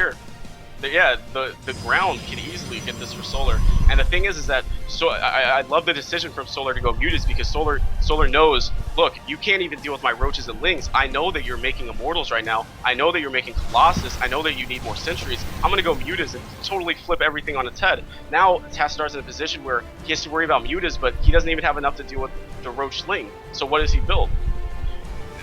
Yeah, it's a really tough position. Exactly. I like this decision by Tassadar. Tassadar sitting the first Warp Prism in, trying to get some damage, getting a little bit of damage, killing the Spire. Not what he was looking for though, and he does it right again. He builds another Warp Prism and sends it right back out because he needs to get something done here. Yeah, he has to get something done. And this is his play to get back into the game, is buy himself time to get this third up, use these Zealots and DTs. I'm going to warp in 2 and load 2 up and send 1 out. Not really attacking this base, but I mean, just look at the spread on I mean, he's gonna do a huge flank here, Oh, and here comes the big engagement. I like this a lot. Targeting down the Colossus with the Mutas so they die immediately, so the ground can do a lot of damage for Solar here. And there's just so much Zerg. He's even going to run into the natural. He can run these leads into the main, and actually the force fields were really nice. I was very nice surprised that force fields. Yeah, very nice force fields. He sectioned off like maybe 70% of that army. If it wasn't for the force fields, that probably might have been the nail in the coffin. But Well, I'm very surprised Solar didn't opt to run the Lings into his main there. Well, you know what? Solar lost all his mutas that he had except for 2. There's 17 more on the way. But any army lead that he had, he wasn't able to finish off any of these Colossus. 2 of them are really, really weak, but that was an engagement that Tassadar really needed, I think. Yeah. It's still looking good for Solar. Oh, why does he not? I'm really surprised that he's not choosing to run in there. I guess his mindset is that he wants to worry more about this army of a lot of stalkers that Tassadar has, and he doesn't want to sacrifice any lings to damage the economy. And really, that's kind of a good decision, because at this point, Tassadar's economy is not Solar's problem. Tassadar is just now really securing his third and getting this third mining, and Solar's on 4 bases. So while lings in the main would be nice, his main problem is making sure that he can deal with his mass stalker army that Tassadar's throwing at him. So I do understand the decision not to run into the main. He is actually going to lose the Spire again. He can transfuse it. He needs to transfuse it. He's only got 1 transfuse, and it does go down again. And I don't think he's been able to get any air upgrades going. I'm pretty sure he's been trying to research them. Yep, and it's been very close both times, so very, very frustrating situation for Solar. He is hunting down this Warp Prism, which is a very, very necessary pickoff.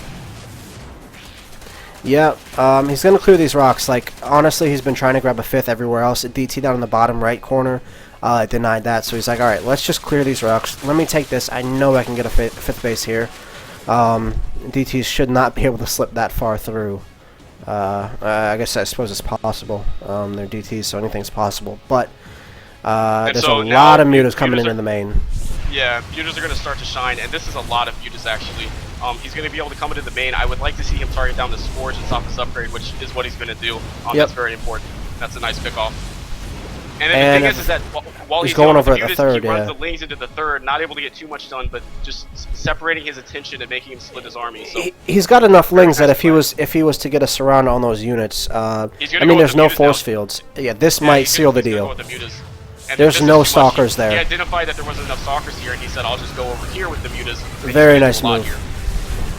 Very nice move. Yep. All the stalkers were in the main trying to fight off the mutalisks, and he used that mobility to take out 3 Colossus. Still not able to seal the deal, I guess. Forward blink may trigger him to take that engagement, but nah, he wants to replenish his lings, and wow. And actually, DT did slip through to this top right base. Tassadar, I think, feels like he needs to try to push here and try to do something. Yeah, so Tassadar is going to poke into this fourth now with his mutas and lings, but I'm just not sure if there's enough. After these reinforcements come for Solar, I think he can take this a really aggressive way. I don't think he has enough to justify that, and there's just way too many mutas here. These mutas are going to be able to kill everything, and I think this is game. GG. Yeah, Solar does GG. not go down 4-0. Very well played.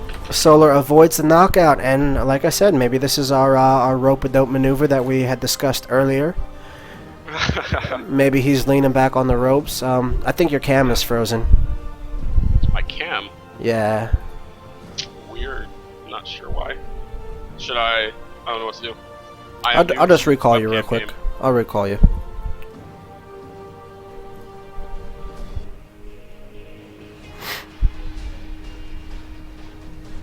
Okay, hey, and I actually have someone knocking on my door, so I'll be right back.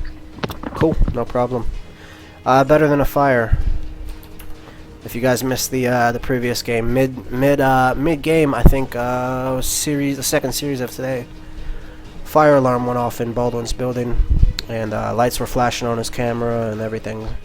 I guess somebody sprayed cologne near a fire alarm, and that triggered it. I didn't know that was possible, but Baldwin did not burn down. Which, about the fire alarm? Yeah, that really would have sucked, because then I would have had a solo cast. Yeah, I mean, that would have been the worst. The worst result. Yeah. It was scary though. It was like a deep robot voice telling me that there is an emergency, get out of the building immediately. But it was okay. Someone was just spraying cologne near a fire alarm, which apparently sets that off. Now. Yeah, that sounds like a sensitive ass fire alarm. I suppose it is an old building, so it kind of makes sense. But very, very, very well played from Solar in that game. A game that really made me rethink myself a couple times on my positions I took. That's a game that I'd really like to watch the replay of a couple times to really understand it. But Solar did a really good job with his decisions of Army, and Tassadar just wasn't able to hold that third, and that was pretty much the story of the game. It's now interesting to see how Game 5 will go, because this is the first time Tassadar has gone down in this series, so it'll be interesting to see how he responds to that. Yeah, I'm sure he still feels in a good spot. I mean, that game was still surprisingly close. As many times as we both thought it was going to go one way or the other. It ended up being pretty close towards the end there. Obviously, Solar managing to scrape out that win, using those middleless link combo really, really well, taking advantage of the mobility. But Solar's even going down 0-3. Solar proved he's still got a little fight left in him, and he doesn't want to get he doesn't want to lose. He wants that $75. If you guys don't know, didn't see the post, the winner gets 75, loser gets 25. So no matter what, they're gonna win a little money today. But obviously $75 is better than $25. By about 50, I think. Is that right? I don't have my calculator out. My math works out. So, Tassadar's pick was Habitation Station, a new map. It'll be very interesting to see what Tassadar plans for this map. Just the fact that he picks this makes me think that he has something planned. This is not, I'm trying to think of a good word. This is not a map where we normally see something atypical happen on this map. This map has a lot of different factors than a lot of other maps. So there is that gold base, which is a major factor. There's also a very, very short rush distance, which is a huge factor. So it'll be interesting to see what these players do on this map. Yeah, I'm very curious, and again, I'm gonna root for Solar really hard until we get to match point, just because I want to see more games. So obviously, sending all our positive vibes to Solar last game. Maybe I was the only one doing that, but I'm worked, sure that's that's why he won. There's no doubt about that. Clearly. And if we take a look at the tail of the tape graphic up here for you guys, Solar, we got a couple key strengths that I guess have kind of been outlined in this series. Both of them have micro as one of their key strengths. And they feel strong in that area. Solar feels strong in his macro. Tassadar said that he has some creative builds. And I don't know if any of the builds were super out of the ordinary, but he definitely... You might be referring to that speeding all-in he likes to do. Well, that was from Tassadar. Tassadar said he was creative. Yeah, that's interesting. We've seen not too much... I don't want to say not too much creativity, but not really too much strange play. It's just been very, very solid play, executed very well. He's had some very, very nice DT play throughout the series, and very nice responses. He handled that all-in on Beyonce incredibly well, considering the situation he was put in. So. Oh yeah. So yeah. So, Habitation Station. For those of you who are not familiar. It's one of the newer maps, or it's one of the 3 new maps in the map pool for this latter season of 2014. Pretty straightforward map. You have forced cross spawn here.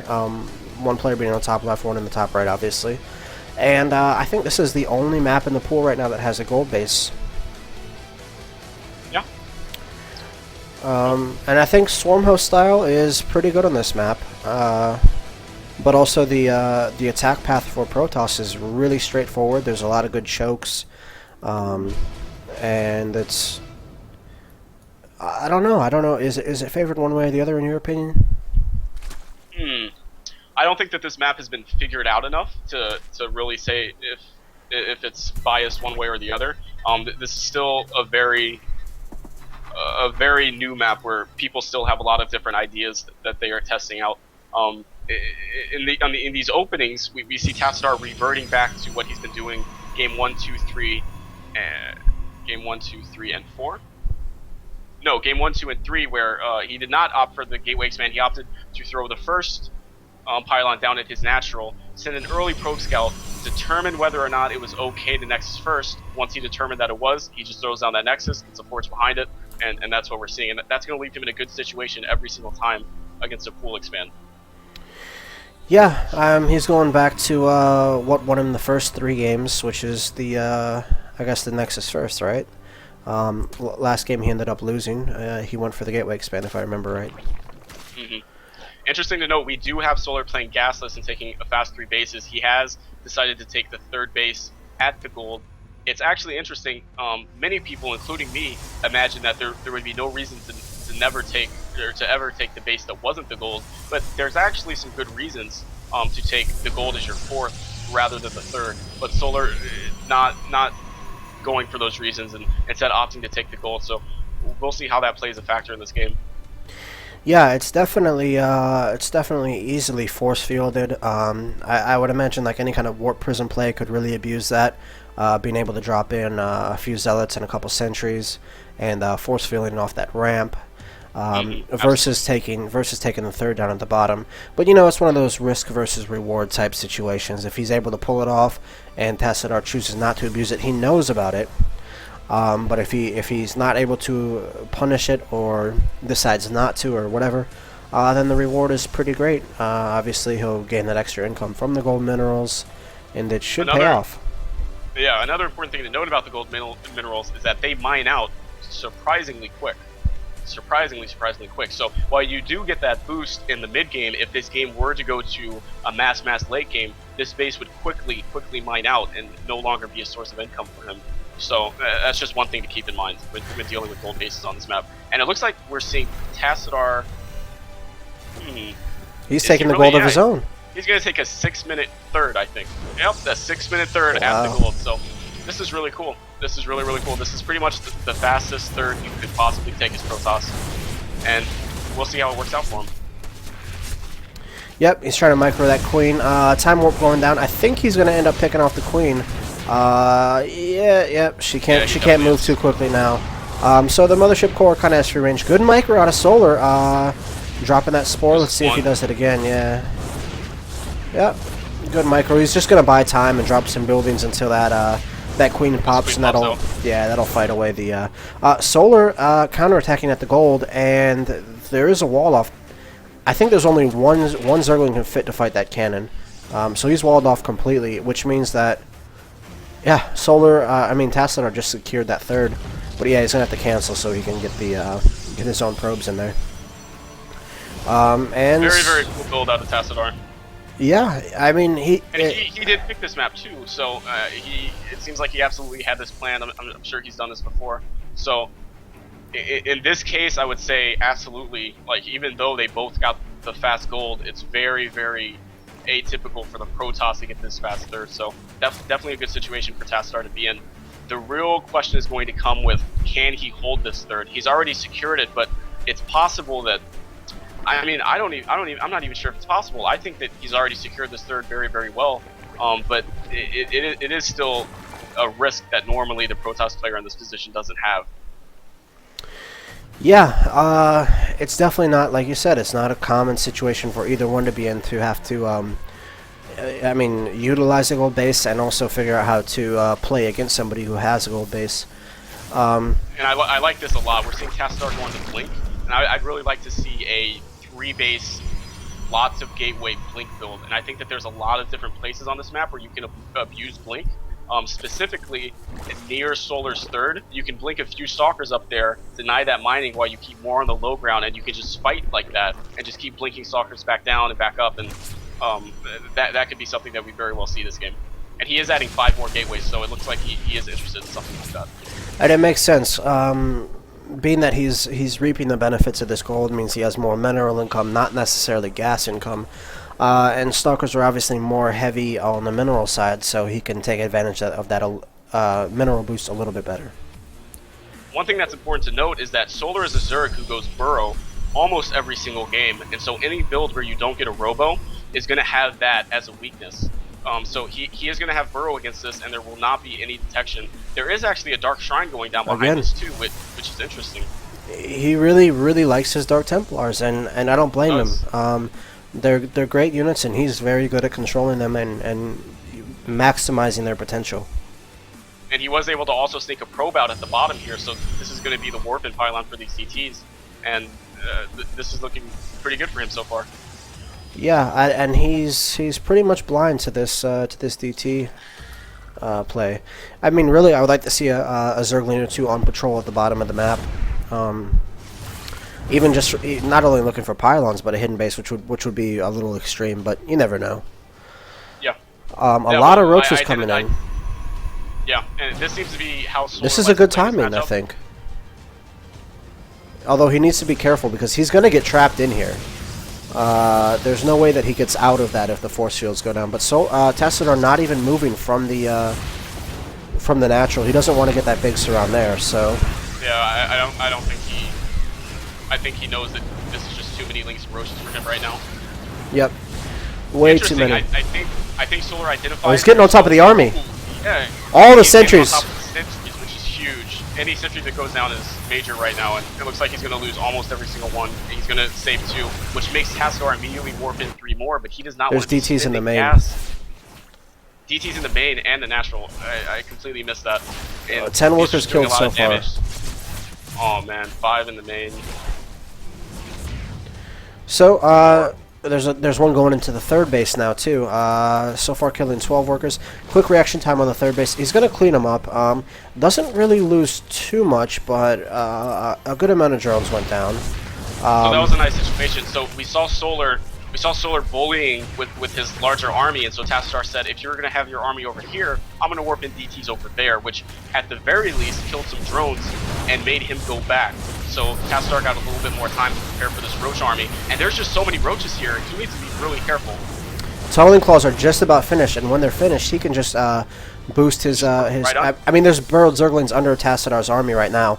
He can pop up and try to get those sentries, force out some more force fields. There is an observer on the field now, but there's no more time warp, I don't believe. He should be pretty close to having it. Yeah, 65. And he's going to get again on top of the sentries, and he can really boost under this if he wants. I don't think it'd be the best move. I think he should back out and go to the third. There is an observer. He doesn't know that, but now he knows it because he's getting shot. But Zerglings are going to sneak in there. The army from Tassadar just isn't big enough here. He can poke out, but Solar would love to fight this. There still is a Warp Prism. Warp Prism's back in the main again. No DTs, 1 Zealot. He's going to warp in. There is a Spore going down. Now there's 8 more Zealots going into the main. But the main army here is the big thing.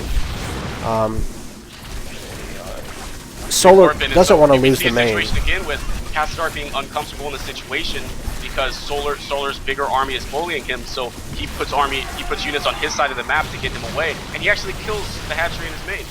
Kills the hatchery in the main, picks off a nice chunk of roaches in the natural. There's not many force fields left, so it's all Blink Stalkers at this point. But again, Tassadar's harassment has been top-notch this whole series. Just being super annoying with the Warp Prisms. So, Tassadar has a little... He's got a little bit of breathing room at this point.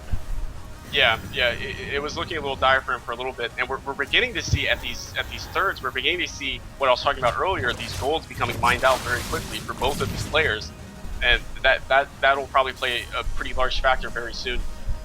We do see Solar opting to go for Swarm Host now, which is a very, very good response to a mass gateway unit style, especially on this map where it's a very linear map and you can send your Swarm Host generally in just one direction and always hit something important. So I very much so like that decision from him. I agree with you 100%. I think Swarm Hosts seem to be the superior way to play as of late anyway, and he needs something to kind of just punish this super stalker heavy army. I mean, there's no Colossus, there's no Storm, and again a huge Zealot warping going to the third, and Solar's forced to retreat. There's no charge, so I think that Queen should get away, but he's going to try to target down the oh, Queen does drop. He's going to try to target down the hatchery. Should not get it, but it's going to be close. It's going to be very close, actually. 50 HP, Wow. and it does go down. Wow, so that's the second hatch trick he's killed this game, and that was just another example again of Tassadar seeing Solar's army on his side These of the swarm map, hosts. so he just puts units on his side. It makes him go back, and he even kills a hatchery. He's actually Oh, wow. Swarm host way out of position, way too far forward without the roaches there to protect them, and he pays for it. He loses about 4 of them. Yep, definitely, that really hurt. He needed those extra And we're beginning to swarm get into a hosts. situation where Tassadar's army is just big enough. It's just big enough to fight this. And you can bring these roaches around Solar, but he has force fields, and even an Immortal, that's just going to do tons. Yep, and that army definitely loses, and there's DTs and Zealots in the main. I think Tassadar just secured his victory tonight. And behind all this aggression, look what Tassadar's doing. He's gotten his 4th completely secured, and he's mining out of it now. And I think he's in a great position to take this series. Yeah, he definitely is. The Zealots and the DTs have done so much damage on the Warpins, and Tassadar has a solid supply lead. Maybe had he kept those all those swarm hosts alive in the beginning, it would have looked a lot better. He still has an okay amount. Absolutely, and Solar just GG's out. Wow. Really well played from Tassadar. Wow, that was a great game. That was a game. That was a great game to watch, to show you just the ability of harass and the ability of army position. Tassadar recognizes that his opponent's army is on his side of the map, and he says, okay, I'm just going to put units on your side of the map, whether it's through a proxy pylon, whether it's through just walking them over, or through a warp prism, and it kills hatcheries, kills drones, and at the very, very least, forces his army to go back so he can get a breathing room and set up for the later game. Definitely. Very impressive play, and I think it went opposite of what, at least what I thought, and I think most people maybe thought that Solar was favored, and again, Tassadar showed that he can hang with the big boys, like I said, and a very impressive set of games. Absolutely, yeah. And just really, really well played out of Tassadar. I can't stress that enough. He showed a lot of just finesse and just great knowledge in the game. Pretty much every game that was played, he played very, very well. On Frost, it was a little bit sloppy in the early game, but he was able to just come back through nice decisions and nice harassment.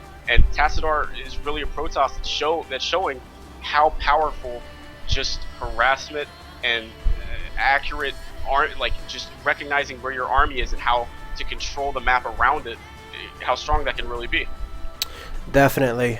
He definitely abused the Warp Prism play and warp-ins of Zealots and DTs, and executed everything really well throughout the whole series. So, congratulations to him. He does win the Fight Night main event tonight, taking out Solar 4-1. So he secures himself a nice $75. Solar did not fight for nothing, though. He does win himself $25.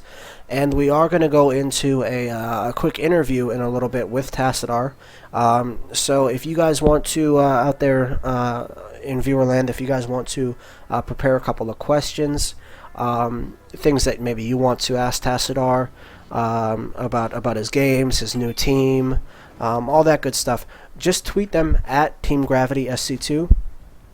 And we'll take a look at those, and we'll ask Tassadar questions from you guys that are watching the games.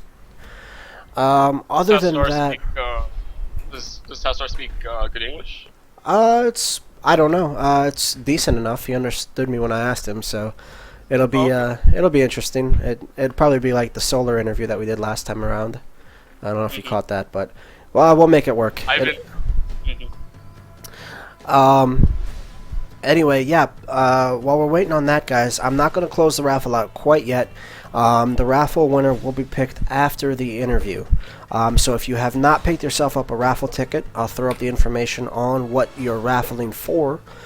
And that's right there on the stream. It's from our sponsor, who's giving away an Android box. It's ATV 1200. Basically, what you can do with it, if you guys have not heard yet, it's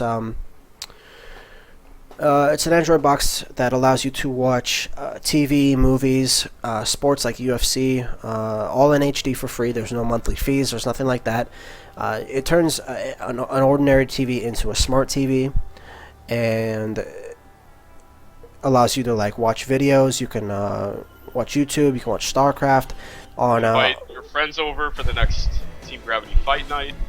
Exactly. Yep.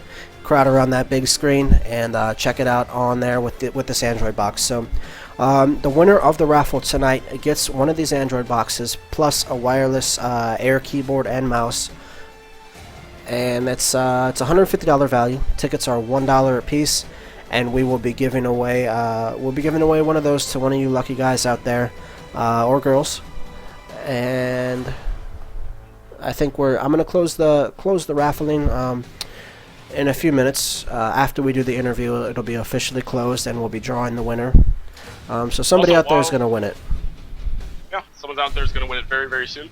While we are waiting for this interview, I'd like to mention you can follow our team on Twitter at Team Gravity SC2, and we run these fight nights bi-weekly, and we are always looking for more suggestions of pro players to get for these matches. So go ahead and send us a tweet with your favorite pros that you would like to see in a show match, and we'll see if we can hunt them down.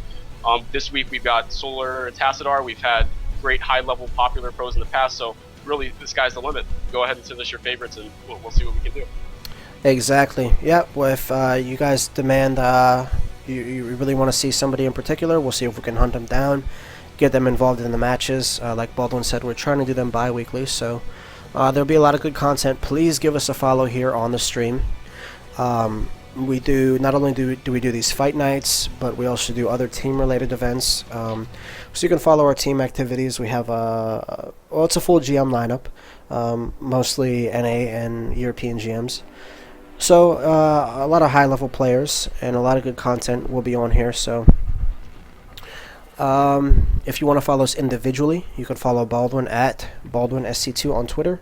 He's a great GM Zerg player, and hopefully I can get him to cast more stuff again. And you can follow me at BeastSC2. Let's see if you guys have any questions in chat about the raffle before we organize this interview. Tassadar, talk to him about the games. Again, if you have any questions, hurry up and tweet them to at TeamGravitySC2, and we can ask Tassadar those questions when we do the interview.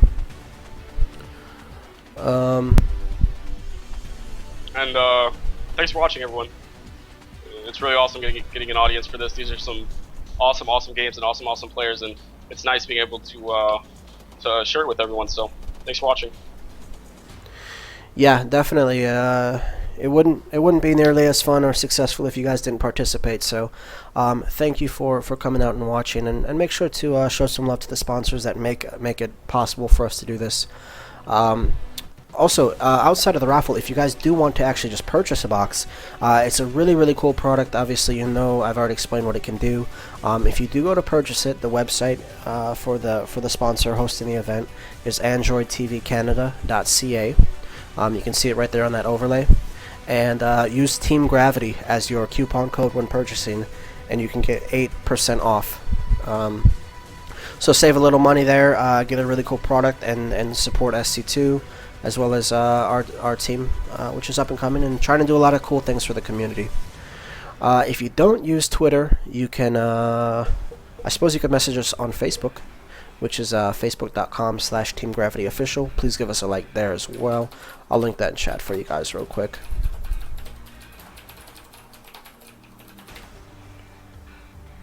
/TeamGravityOfficial. There you go. So we're gonna hop into an interview in just 1 minute. We're gonna let the questions roll in really quick, and then we'll give them to Tassadar. So I'll give you guys a few minutes. I'm gonna step away. I'm gonna grab another drink. I'm gonna use the bathroom really quick, and we'll hop in an interview here shortly.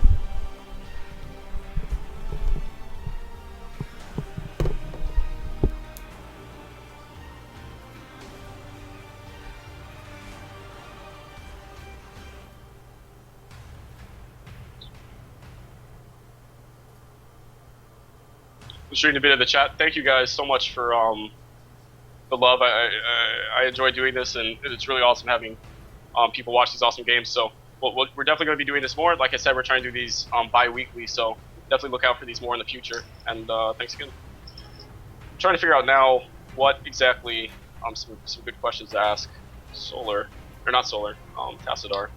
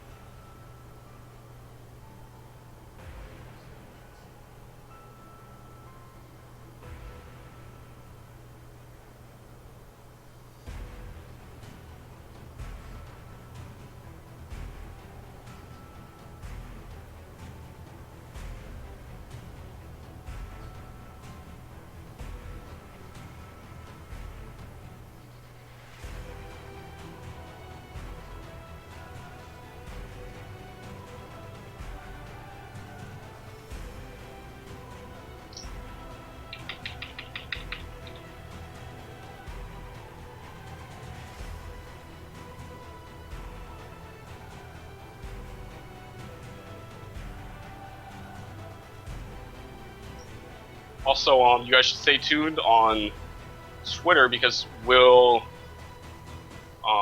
very soon be releasing the next lineup for Team Gravity's Fight Night number 8, and we have some nice people on there. And like I said, go ahead and send us a tweet saying whoever you'd like to see, or you can say it in the chat and I'll read it real quick. Or you just send us a tweet, tell us your favorite pros, whatever you'd like to see. I've already been reading some suggestions, and we can always try to get whoever. Yeah.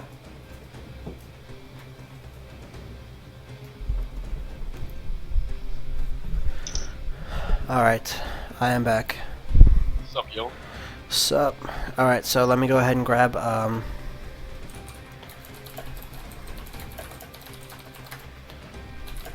let me get tested our Skype info. That's a very good question, Juno. I will ask that. What kind of questions did we get? Juno asked a good question, referring to since leaving NSH and specifically since joining YGF, a foreigner team, how his practice has changed, which is something I'm very interested in as well. That is a good question. It seems like he's absolutely seemed to have progressed as a player, and I've never seen him play, as well as I did today. So, whatever's happening for him is absolutely working, and it's nice to see that LYGF has been successful for him. Very happy to see that. Yeah, he's liking it so far, and that's always really cool. Let's see here.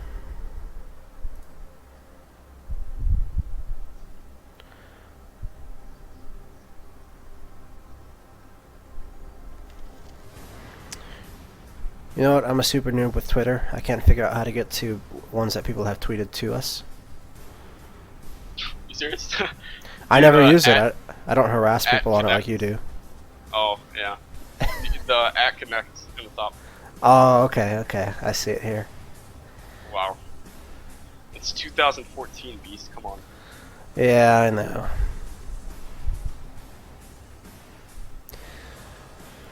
Alright, so since I'm there, but I can't figure out how to see the questions, I'll let you go ahead and grab them off of our Twitter. And let's see if we got any on Facebook. We got a couple likes on Facebook. Thank you. I'm going to pronounce both of these names wrong. Bartos Iluski and Shubham Patel. Thank you for the follows there. Let's go ahead and do this interview. Once this interview is finished, we're going to go ahead and close the raffle. So during this interview, if you guys do want to participate and win that Android box, tickets are $1 a piece, and we'll be picking a winner after the interview, if I haven't said that a million times already. If you enjoyed tonight's games, please give us a follow here and stay in touch with all the cool things that we're trying to do over here at Team Gravity.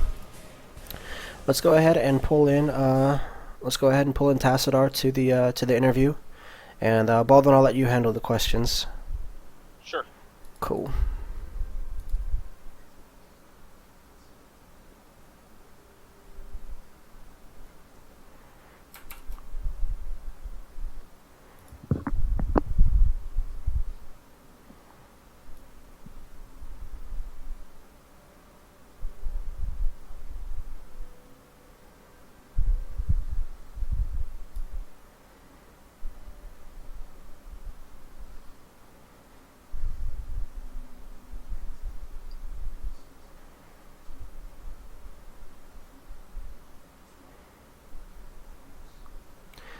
Just waiting on him to pick up the phone call.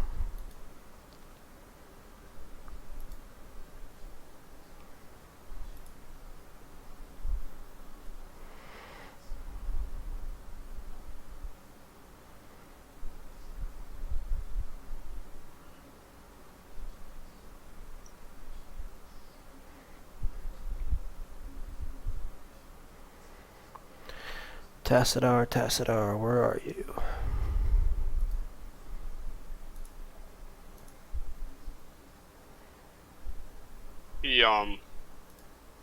he agreed to an interview, right? Yeah, of course. Okay, just making sure. Although it's not too far fetched for me to just try to force him to do it without even asking. He has no mic. Oh no, Mike. Okay. Maybe Okay, that's fine. That's fine. can. I'll just type to him and we can read. Okay.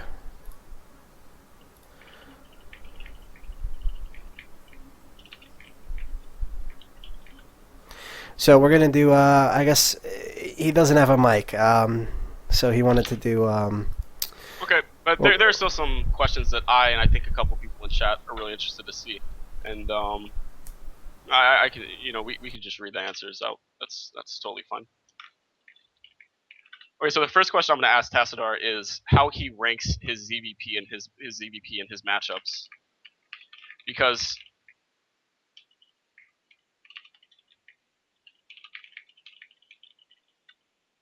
his ZVP was, or his PVZ, not CVP. His PVZ was awesome today. Just really, really well executed and well planned builds and attacks. So I'm interested to see how he thinks his PVZ is compared to his other matchups. He says, I think so. PvP, PVZ so best. I So love it's when his. Koreans speak in English. So adorable. Yeah. Well, his English is already better than my Korean by a million times. So. My Korean being non-existent. Now I'm going to ask him, since joining LYGF, how has your practice changed?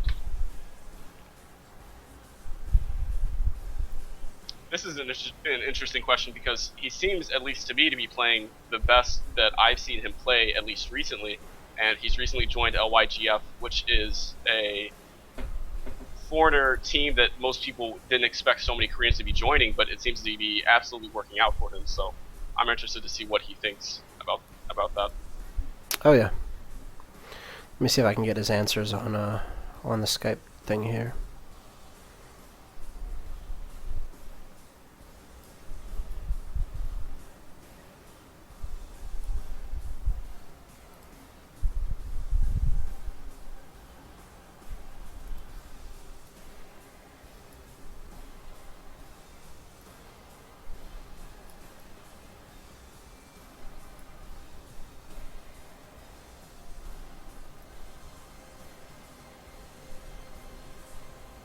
Mm. If you guys can see it, that's his answers. His answers ending in the name that ends in Kim. Obviously, other questions are being typed by Baldwin. So we wanted to do a voice interview, but this is what we're doing. So. Okay, so he says, he says FOU house, arrow to I stay at home at small games, so sad. So I think what this means, I know what the beginning means is that when he was on NSH, I believe he was in the FOU house training, and since joining LYGF, he's began to stay at home, which is interesting because he seems to be playing much better at least than I've seen him play in the recent past. He also has, I think, thought at effort. I'm not entirely sure what that means. Build thought. Okay, so I think this means that he's perhaps put a lot of effort towards the thought behind his builds, which is very evident in that series. And he's very clearly, you can tell, a very thoughtful, conscious, and calculated player, and not just his builds, but his executions and his timings. So I definitely see how that is. Now I'm going to ask him what are his goals for 2014.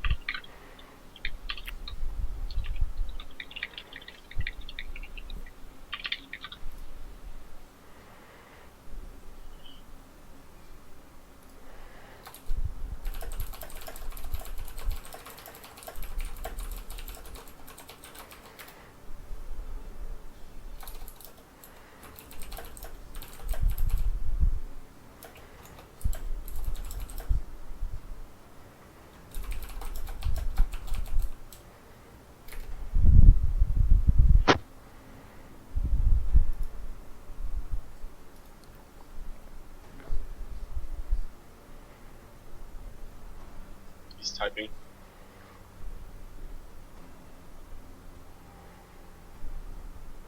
Ooh, big goals. He says, "I want DreamHack and IEM and WCS America trophy." With All 2 three, huh? exclamations. So we know he's serious. He wants all three. He's not happy with one.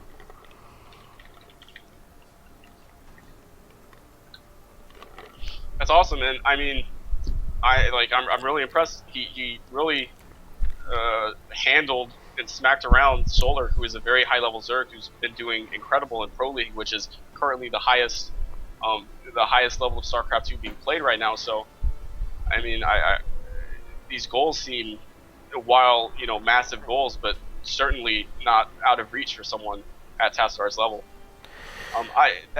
That is all the questions that I've gotten from him. I really appreciate him doing this interview, though. Yeah, it's cool. It would have been fun to do a voice interview, but at least we got some good questions and some insight into maybe how he's approaching StarCraft 2 right now. Definitely, I think it sounds like he's kind of refocusing, being on the new team and trying to perform well for them, and making a conscious effort to really refine his play. I mean, that's the impression that I get, and he obviously has some big goals for 2014. So I wish him all the success in the world. It was really cool for him to come out and play tonight and put on some great games. I hope I know I enjoyed it. I know you enjoyed it, and I hope everybody out there and watching the games enjoyed.